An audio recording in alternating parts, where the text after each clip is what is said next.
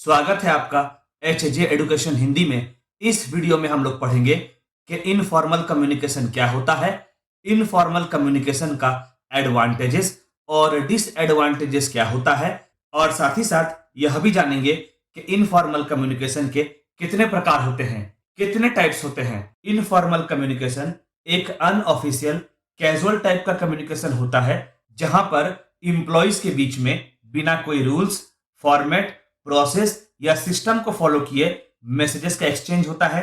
जरूरी नहीं है कि इनफॉर्मल कम्युनिकेशन में काम से जुड़ी बात हो।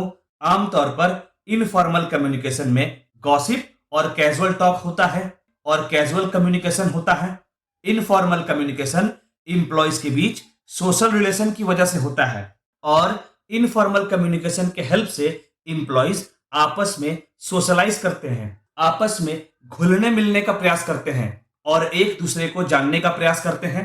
चलिए आगे बढ़ते हैं और इनफॉर्मल कम्युनिकेशन के एडवांटेजेस को पढ़ते हैं। पहला एडवांटेज है अनदर रूट। ऑर्गेनाइजेशन में कुछ ऐसे मैसेजेस होते हैं जिन्हें फॉर्मल कम्युनिकेशन के माध्यम से नहीं सेंड किया जा सकता, जैसे इंप्लॉइज का हालचाल पूछना, इंप्लॉइज का तबीयत पूछना आदि। तो ऐसे सिचुएशन में मैसेजेस को इनफॉर्मल कम्युनिकेशन के माध्यम से सेंड किया जाता है, कम्युनिकेट किया जाता है। अगला एडवांटेज है इंप्रूविंग रिलेशनशिप। इनफॉर्मल कम्युनिकेशन के हेल्प से इंप्लॉइज और मैनेजमेंट के बीच का रिलेशनशिप को इंप्रूव किया जा सकता है।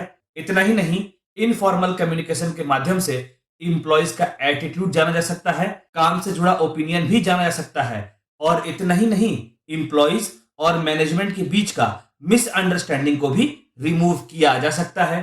अगला एडवांटेज हुआ helps in explaining.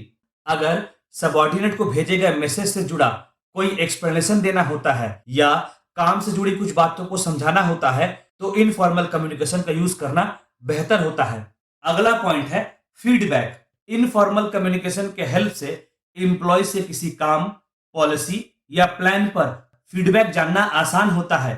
Formal communication से फीडबैक मिलने में ज्यादा समय लगता है, पर इनफॉर्मल कम्युनिकेशन में फीडबैक जल्दी मिल जाता है। और इसके अलावा किसी सिचुएशन पर इंप्लॉइज का क्या रिएक्शन है, क्या पॉइंट ऑफ व्यू है, इसे भी इनफॉर्मल कम्युनिकेशन से जल्दी जाना जा सकता है। अगला पॉइंट है एक्सप्रेसिंग ओपिनियन।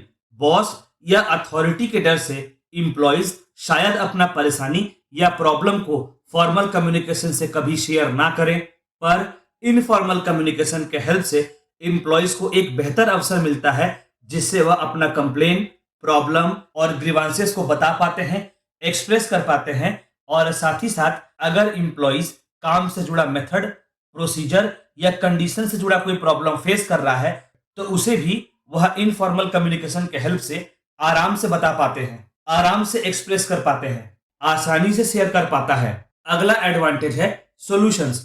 जब मैनेजमेंट इंप्लॉइज के काम से जुड़ा इश्यूज को जान पाता है तो उसे सॉल्व करने का तरीका ढूंढता है और प्रॉब्लम का सॉल्यूशन पाना आसान हो जाता है। अगला पॉइंट है इंक्रीजिंग एफिशिएंसी। अभी हम लोगों ने देखा कि इनफॉर्मल कम्युनिकेशन से इंप्लॉइज और मैनेजमेंट के बीच में रिलेशंस इंप्रूव होते हैं, रिलेशन सुधरते हैं। इसी वजह से इंप्लॉइज अपने काम से जुड़े सारी बातों को ओपनली अपने मैनेजर या बॉस को बोल पाता है। यही अच्छा रिलेशन इंप्लॉइज को अच्छे से काम करने के लिए इंस्पायर करता है, प्रेरित करता है और इंप्लॉय अपना एफिशिएंसी को इंप्रूव करने का प्रयास करता है। इनफॉर्मल कम्युनिकेशन के एडवांटेजेस के साथ साथ डिसएडवांटेजेस भी होते हैं। तो चलिए इनफॉर्मल कम्युनिकेशन के डिसएडवांटेजेस को एक एक कर देखते हैं। पहला डिसएडवांटेज है miss representation of the messages. क्योंकि इनफॉर्मल कम्युनिकेशन किसी भी प्रकार का रूल्स, रेगुलेशंस या तय किया गया प्रोसीजर, सेट प्रोसीजर को फॉलो नहीं करता तो मैसेजेस का डिस्टॉर्ट होने का चांसेस बढ़ जाता है।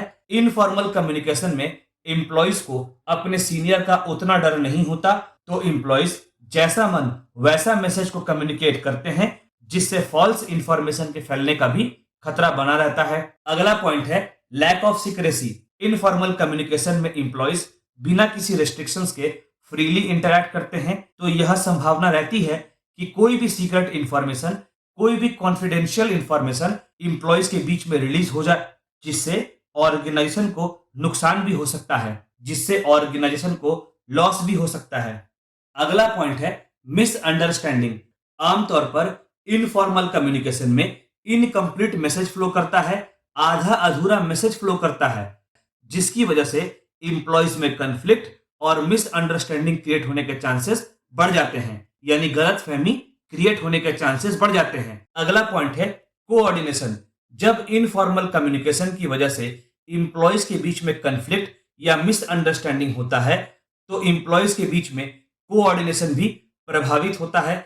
जब इंप्लॉइज में कोऑर्डिनेशन की कमी होगी, तब काम भी समय से पूरा नहीं हो पाएगा और ऑर्गेनाइजेशन के ओवरऑल एफिशिएंसी में भी कमी देखने को मिलेगी। ऑर्गेनाइजेशन का ओवरऑल एफिशिएंसी प्रभावित होगा।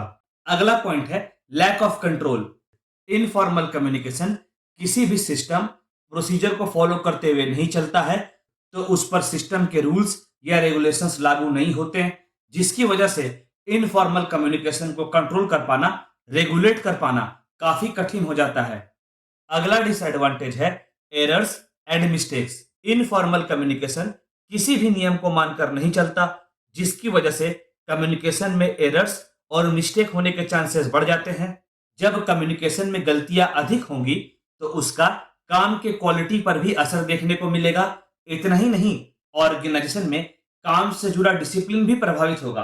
अब तक हम लोगों ने देखा कि इनफॉर्मल कम्युनिकेशन क्या होता है, इनफॉर्मल कम्युनिकेशन के एडवांटेजेस और डिसएडवांटेजेस क्या क्या होते हैं। चलिए आगे बढ़ते हैं और इनफॉर्मल कम्युनिकेशन के टाइप्स को देखते हैं। पहला है सिंगल स्ट्रैंड चेन। इस प्रकार के कम्युनिकेशन में इंफॉर्मेशन एक इंप्लॉय से दूसरे इंप्लॉय तक पहुंचता है, दूसरे इंप्लॉय से तीसरे इंप्लॉय तक पहुंचता है और इसी तरह मैसेज आगे बढ़ता जाता है। अगला टाइप है gossip chain. Gossip chain communication में इंप्लॉइज ग्रुप में एक दूसरे से इनफॉर्मली कम्युनिकेट करते हैं। एक इंप्लॉय अपने आसपास के इंप्लॉय से गॉसिप करता है। आमतौर पर इस प्रकार के कम्युनिकेशन में काम से जुड़ी बातें नहीं की जाती हैं। अगला प्रकार है प्रोबेबिलिटी चेन। इस प्रकार के कम्युनिकेशन में एक इंप्लॉय रैंडमली किसी भी व्यक्ति को सेम मैसेज कम्युनिकेट करता है।